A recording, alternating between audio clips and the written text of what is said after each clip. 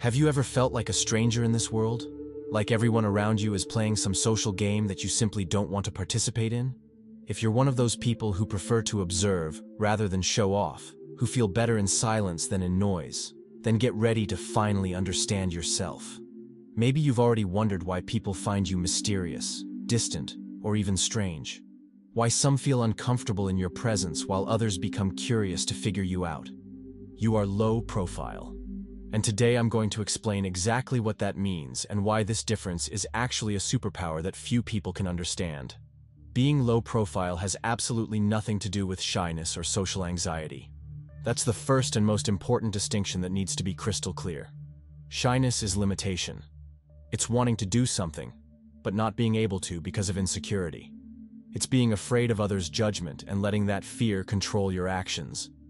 Being low profile is exactly the opposite of that. A low profile person isn't afraid to speak. They simply choose when it's worth it.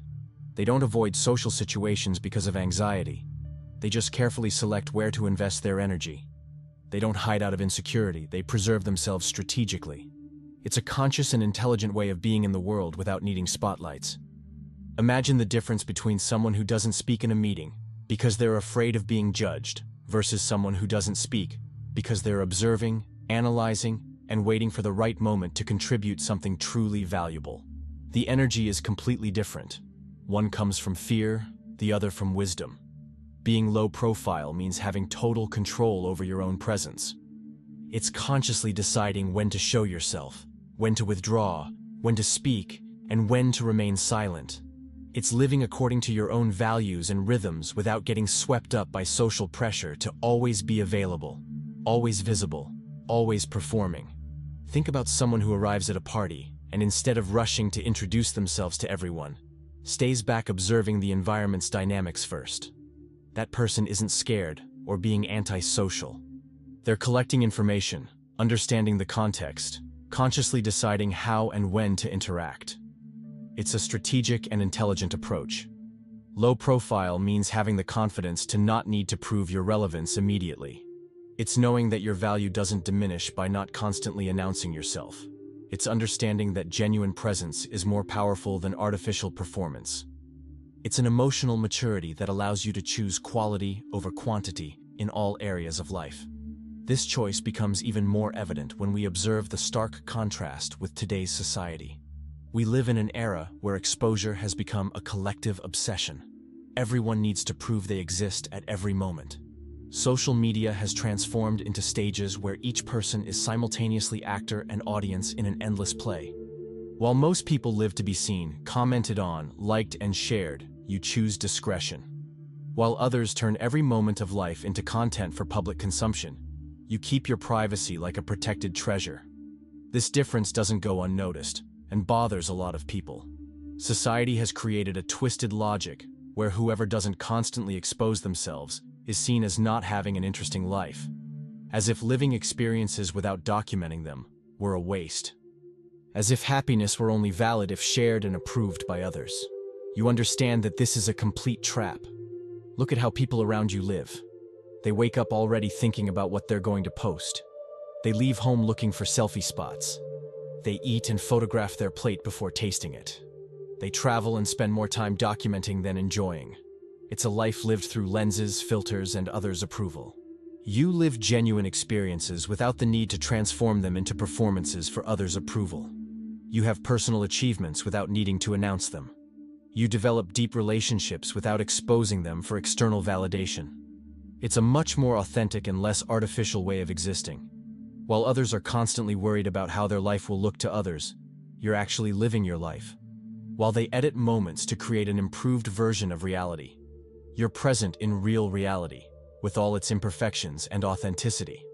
One of the most striking aspects of being low profile is the deliberate choice not to show everything on social media.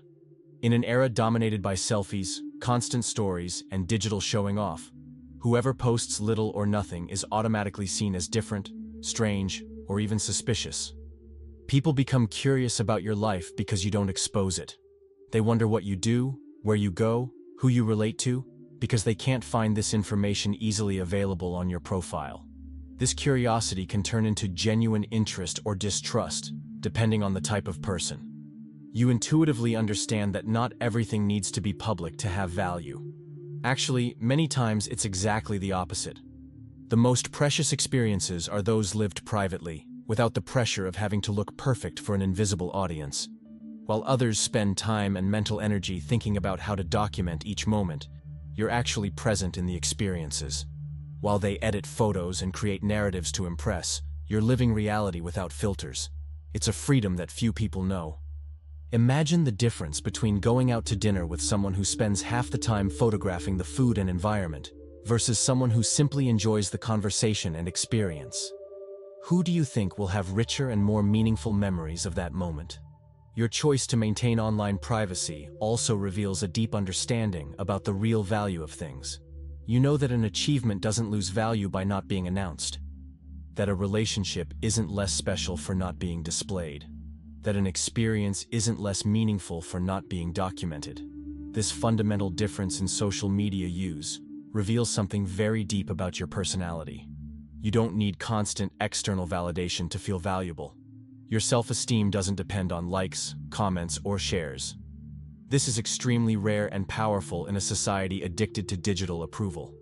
But this choice for more privacy generates an interesting side effect: the discomfort that your silence causes in other people. Those who don't talk much, who don't reveal themselves easily, who don't share everything about themselves, end up generating doubts and curiosity. And this can intimidate those who are used to more open and predictable people. Silence bothers people because we live in a culture of constant noise. People are used to superficial but abundant conversations, constant information, permanent stimuli. When they encounter someone who doesn't fill every space with words, they become uncomfortable. Your silence isn't empty. It's full of observation and reflection. You don't talk just to talk. You speak when you have something worth saying. This makes your words carry weight and impact, but it can also make people feel anxious to fill the silent spaces that you naturally leave. Some people interpret your silence as judgment. They think you're analyzing and criticizing everything they say.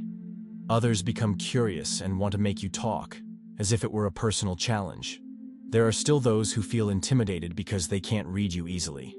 Actually, your silence reveals a rare ability to be comfortable with yourself. You don't need to fill every pause in conversation. You don't feel anxiety with quiet moments. You can simply be present without needing to constantly prove you're there through words. The truth is that your silence reveals more about others than about you. It shows the discomfort they have with their own company, the need to fill every second with noise, the difficulty of being present in the moment without needing to constantly narrate it. This discomfort you cause unintentionally is directly linked to the fact that you practice authenticity instead of performance. While most people live playing social roles, you refuse to act to please audiences. You live according to your own values, not others' expectations. This is revolutionary in a society where everyone seems to be constantly playing characters. At work, people are one way. With family, another way. On social media, completely different. It's exhausting to maintain so many masks, and you simply refuse to participate in this theater. Your authenticity bothers people because it exposes others' artificiality. When someone genuine appears in an environment full of performances, everyone becomes uncomfortable. It's like turning on a bright light in a dark room. People realize they were pretending, and that makes them defensive. You don't change personality depending on the environment or who's present. This consistency generates an inner strength that few people have. It's like having found your essence and deciding not to negotiate it for social acceptance. This is admirable, but it can also scare those who haven't found their own authenticity yet. Society is so used to people who change masks according to convenience that someone consistently authentic seems almost alien. You represent something they know they should be, but don't have the courage to be. This generates a mixture of admiration and resentment. Imagine being in an environment where everyone is complaining about the boss, and you simply don't participate because it's not your style to gossip.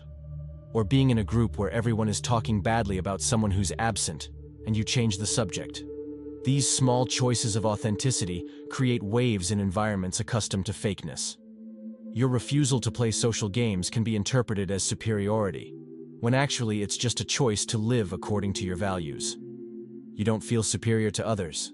You simply choose a different path of existing in the world. Unfortunately, this authenticity also generates a series of stereotypes and misunderstandings about who you are. You're often seen as cold, strange, distant, or even arrogant, when actually you just don't play the same social game that most people play. People have difficulty understanding that someone can be warm and affectionate selectively, that they can be sociable when they want, but also need space and silence, that they can care deeply about some people without feeling the need to please everyone. They confuse your selectivity with coldness, your need for personal space with detachment, your refusal to participate in superficial conversations with arrogance, your preference for deep relationships with inability to socialize. These are completely wrong interpretations. The problem is that most people judge others using their own parameters. Since they need constant validation, they think everyone needs it. Since they open up easily, they expect everyone to do the same. Since they seek attention, they assume whoever doesn't seek it must have some problem. These misunderstandings can be frustrating, especially when they come from close people who should know you better. You can be labeled as problematic or difficult, simply for having different needs and rhythms from the majority. It's important to understand that this says more about others' limitations than about you. You might be seen as antisocial at parties where you prefer deep conversations with one person over superficial small talk with 10. As uninterested in meetings where you choose to speak only when you have something substantial to contribute. As strange for not participating in gossip or empty conversations. Actually, you're operating on a different level of social consciousness. You value genuine connections over superficial networking. You prefer quality over quantity in all interactions. This isn't a problem. It's evolution. But behind these misunderstandings exists something very powerful: the psychological strength that discretion offers. When you're not constantly exposed to others' judgment, when you don't need to maintain a public image, when you can simply be yourself without performances, this frees up an enormous amount of mental energy. This energy becomes available for truly important things: deep focus on work, genuine relationships, personal development, creativity. While others spend mental resources worrying about appearances and approval, you invest these same resources in real growth. Discretion also protects you from many social traps. You don't get stuck in unnecessary conflicts because you don't expose yourself too much. You don't need to defend public positions you might have taken impulsively. You don't become vulnerable to personal attacks because you keep your private life truly private. This generates much greater mental clarity in choices. When you're not constantly worried about others' opinions, you can make decisions based on what really makes sense for you. You can choose careers, relationships, and lifestyles that are genuinely yours, not those that look good to others. Think about the difference in mental energy between someone who's constantly wondering, "What will they think of me?" versus someone who asks themselves, "Is this aligned with my values?" The second question leads to much more authentic and satisfying decisions. This inner strength also manifests in a very developed capacity for observation. While others are focused on themselves and how they're being perceived, you're free to pay attention to what's really happening around you. The low-profile person listens while others talk and sees far beyond the surface. You notice nuances in conversations that go unnoticed. You catch contradictions between what people say and how they act. You identify group dynamics, unexpressed tensions, hidden motivations. It's like having a privileged view of life's social backstage. This sharp observation gives you a much deeper understanding of people and situations. You can anticipate behaviors, identify patterns, understand real motivations behind apparent actions. It's a very sophisticated form of social intelligence that few develop. While others are busy talking about themselves, you're learning about them. While they're worried about impressing, you're collecting valuable information. This strategic advantage is immeasurable in any personal or professional context. In meetings, you quickly identify who has real power and who just makes noise. In social groups, you perceive unspoken dynamics, subtle alliances, hidden tensions. In relationships, you can read signs that others completely ignore. Your observation capacity also reveals why the unknown scares other people so much. They can't read you easily because you don't give yourself away immediately. You don't express all opinions in the first conversation. You don't reveal all personal life details to just anyone. This creates a mystery that can be deeply disturbing. The human brain is programmed to quickly categorize people it encounters. It's an old survival mechanism, quickly identifying who's friend or enemy, who's safe or dangerous. When someone can't be easily categorized, this activates a primitive alert of caution. You represent the unknown because you don't fit expected social patterns. You're not predictable like most people. You don't follow known social scripts. This can generate everything from curiosity to anxiety in people who interact with you, depending on how they deal with uncertainties. What isn't visible or predictable causes insecurity in those who need control. Some people feel the need to know and classify everyone around them to feel safe. You challenge this need simply by existing in a more reserved and less obvious way. This discomfort with the mystery you naturally carry reveals a lot about current society. People are so used to total exposure, constant information, unrestricted access to others' lives, that someone who maintains privacy seems almost alien. But this same characteristic that bothers some is exactly what gives you extraordinary freedom. The freedom to not compete for attention. You don't measure your worth in likes, followers, comments, or applause. You don't need constant external validation to feel important or relevant. This freedom is almost impossible to be understood by those who live trapped in the wheel of social approval. Imagine not needing to constantly check if your posts are getting engagement. Not feeling anxious when a photo doesn't receive enough likes. Not measuring your popularity by the number of followers. You're free from the invisible and exhausting competition that dominates so many people's lives. You don't need to constantly prove that you have an interesting life, that you're successful, that you're happy. You can simply live these things without needing to document them for others' approval. This freedom also extends to relationships. You don't collect acquaintances to seem popular. You don't maintain superficial friendships to appear socially. You can choose who you really want to relate to based on genuine affinity, not social status or convenience. It's an emotional autonomy that allows much more authentic decisions in all areas of life. You can choose careers that make sense for you, not those that impress others. You can live where you feel good, not where it's socially expected. You can be yourself without fear of not being accepted. This freedom from competing for attention also allows you to exercise a very special type of influence, invisible influence. You make your presence felt and affect environments without needing to be the center of attention. Your presence carries weight even when you don't say anything. People feel your energy, perceive your inner strength, catch your authenticity. This creates a type of silent leadership that's much more powerful than loud and obvious leadership. You influence by example, by consistency, by genuine presence. In groups, you might not be the one who talks the most, but you're frequently the one they listen to most when you speak. Your opinions carry weight because they're rare and carefully thought out. Your actions are observed because they're consistent with your values. Your presence is noticed because it's authentic. This invisible influence happens because you're not trying to impress anyone. Paradoxically, this makes you more impressive. You're not competing for attention, so people naturally pay attention to you. You're not trying to lead, so they end up following you. It's a very subtle but very real type of power. The power of someone who doesn't need to prove anything, who's comfortable with themselves, who lives according to solid principles. People feel this solidity and are naturally attracted to it, even if they can't explain why. Part of this influence comes from the fact that you seem intimidating to many people, although that's not your intention. Someone who doesn't reveal everything about themselves is hard to manipulate or label. This can be disturbing for people who are used to dealing with more predictable and transparent individuals. You don't give yourself away easily, so you can't be easily controlled. You don't seek constant approval, so you can't be manipulated through praise or criticism. You don't depend on external validation, so you can't be emotionally blackmailed. That's a lot of power, and power can intimidate. Some people become uncomfortable because they can't influence you the same way they influence other people. They can't easily convince you to do things you don't want to do. They can't use social pressure or approval as persuasion tools. This leaves them without known resources.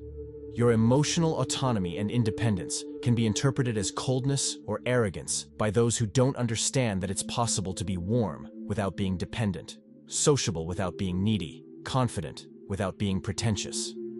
It's an emotional maturity that can seem intimidating to those who haven't developed it yet. The fact that you don't constantly need attention or approval can also make others feel judged in their own needs. Your simple existence questions their way of life, making them wonder if they really need all this external validation they seek. But there's a very practical aspect behind this intimidating perception: the protection that discretion offers. The less you show of yourself, the less ammunition you give ill-intentioned people to use against you. It's a very intelligent self-preservation strategy. When you don't expose your personal life, don't reveal your vulnerabilities, don't share your problems publicly, you protect yourself from a series of problems that affect more exposed people. You can't be a target of gossip because you don't provide material. You can't be attacked at weak points because you don't reveal them. This protection also extends to the digital world. In an era where any statement can be distorted, where old photos can be used against you, where digital histories can harm careers, maintaining a discreet profile is a very valuable form of security. You have control over your own narrative because you don't allow others to build it for you. You can choose what to share and with whom, when to open up and when to reserve yourself. This is a form of personal power that few can maintain nowadays. This protection also works in relationships. When you don't completely give yourself away right at the beginning, when you keep some aspects of yourself private until you get to know the person better, you protect yourself from disappointments and betrayals. It's emotional wisdom that comes from experience. Of course, every choice has its price, and being low profile also brings some costs. The main one is that you can frequently be misunderstood, judged as different, or even isolated by people who can't understand your way of being. You might be seen as antisocial when you're actually selective, as cold when you're actually just reserved, as arrogant when you're actually just independent. These wrong interpretations can affect relationships and opportunities, especially in environments that greatly value extroversion. There can be moments of real loneliness, especially when you're in environments where everyone seems to be playing a social game you don't want to participate in. Parties where everyone is performing. Work environments where politics is more important than competence. Groups where superficiality is the norm. You might also miss some opportunities that go to more visible people, even if they're less qualified. In a society that often confuses noise with competence, those who are more discreet can go unnoticed in certain situations. Sometimes, close people might pressure you to be more open, more sociable, more present on social media. They might genuinely think they're helping you, but they don't understand that you function better in a more reserved way. This pressure can be especially difficult when it comes from family or close friends. But these costs are largely compensated by a fundamental difference in quality of life. You have much more life outside the screen than inside it. While others live increasingly through devices and digital platforms, you maintain a genuine connection with physical reality and face-to-face relationships. You live real experiences without the constant need to document them. You can be present in conversations without thinking about what you're going to post about them later. You can travel, eat, relate, work, and have fun without turning all of this into content for digital consumption. This difference between living real experiences and just collecting digital records is fundamental. Many people today spend more time editing life than living it. More time creating an artificial version of themselves than developing who they really are. You understand that an experience doesn't need to be documented to have value. An achievement doesn't need to be announced to be real. A special moment doesn't need to be shared to be meaningful. This allows you to live much more intensely and presently. This more real and less virtual life is also reflected in your relationships. You have genuine conversations instead of performative exchanges. You meet real people instead of just their digital personas. You develop real intimacy instead of just superficial online connections. The quality of your emotional life is much superior because it doesn't depend on digital metrics or virtual approval. Your happiness doesn't fluctuate according to social media engagement. Your self-esteem isn't connected to the number of followers or likes you receive. This digital independence is based on something even deeper, a confidence that doesn't depend on external approval. You have an inner security of not needing to prove anything to anyone. This is extremely rare and valuable in a society addicted to others' validation. This genuine confidence comes from self-knowledge. You know who you are, what your values are, what you like and don't like, what your limits and potentials are. This internal knowledge gives you a solid foundation that doesn't shake with external opinions or approvals. You don't need constant confirmation that you're on the right path because you have a reliable internal compass. You don't need applause to know when you've done something well. You don't need external criticism to identify when you need to improve. You have your own standards and criteria. This emotional autonomy allows you to make much more authentic decisions. You can choose careers, relationships, hobbies, and lifestyles based on what truly resonates with you, not on what will impress others or guarantee social approval. It's an emotional maturity that allows much healthier relationships. You don't enter relationships out of neediness or need for validation. You don't stay in toxic situations out of fear of being alone. You can love without dependency and relate without losing your identity. This confidence also manifests in how you deal with criticism and praise. You don't get inflated with excessive praise nor destroyed with unfair criticism. You can filter useful feedback from unnecessary noise. You have discernment to know when it's worth considering an external opinion. And it's exactly this combination of characteristics that makes being low profile become a significant advantage in many situations. Less exposure means less vulnerability. Less public drama means more energy for important things. More emotional autonomy means better decisions. In relationships, you attract people genuinely interested in who you are, not in your public image. In career, you can focus on real competence instead of self-promotion. In personal life, you can develop hobbies and interests without performance pressure or external judgment. Your discretion also protects you from many modern problems. Online cancellation, privacy invasion, constant social pressure, toxic comparison with others, addiction to digital approval. You're naturally immune to many of the traps that capture more exposed people. This advantage is especially evident in moments of crisis or change. When public people face problems, all the tragedy becomes a spectacle. When you face challenges, you can deal with them privately, with dignity, at your own pace, without external pressure. You also have the freedom to change, grow, and evolve, without needing to publicly explain each stage of the process. You can experiment with new things without fear of judgment. You can make mistakes without them becoming scandals. You can have different phases without having to justify each change. This autonomy allows you an authenticity that's impossible for those who live under constant public scrutiny. You can be truly yourself because you're not representing a character for an audience. This authenticity is magnetic and powerful in ways that performance never can be. Finally, there's something almost magical that happens when low-profile people meet. Immediate recognition among equals. You identify each other easily, even in silence, even without exchanging many words. It's as if there's a secret language that only you understand. This recognition happens through subtle signs, the way you observe before speaking, the quality of silence you carry, the absence of need to impress, the genuine presence you radiate. You perceive each other through these details that go unnoticed by most people. When you meet, there's an immediate sense of relief and understanding. Finally, someone who won't judge your silence as coldness, your reserve as arrogance, your selectivity as a problem.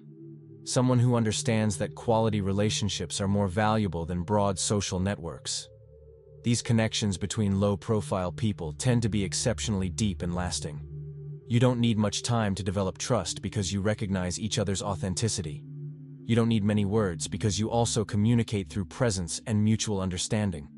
It's comforting to discover that you're not alone in this way of living, that there are other people who also prefer substance to surface, quality to quantity, authenticity to performance. This recognition validates your choice and strengthens your confidence to continue being who you are. If you recognized yourself in what was said here, know that you're part of a special group of people who chose a more conscious and authentic way of existing. Your difference isn't a defect, it's evolution. Keep being who you are, because the world needs people like you. If you liked this content, give it a thumbs up, subscribe to the channel, and stay with me for the next video.